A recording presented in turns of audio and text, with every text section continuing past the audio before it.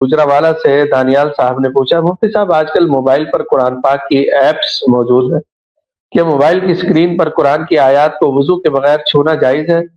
اور کیا موبائل کو جیب میں رکھ کر بیت الخلاء یعنی باتھ روم جا سکتے ہیں جبکہ اس کے میموری کارڈ میں قرآن محفوظ ہو؟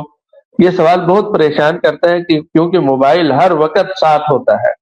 جی، یہ جو موبائل ایپ ہے اور اس میں قرآن کریم کے نقوش نظر آتے ہیں، تو یہ اصل میں کوئی کاغذ تو ہے نہیں کہ جس کے اوپر نقوش لکھے ہوئے ہیں اور ان کے اوپر ہاتھ لگتا ہے۔ وہ ایک سافٹ ویئر ہے، اور سافٹ ویئر کی تعریف ہی یہ ہے کہ جو ان ٹچیبل ہے، جس کو چھوا نہیں جا سکتا۔ تو وہ ایک برقی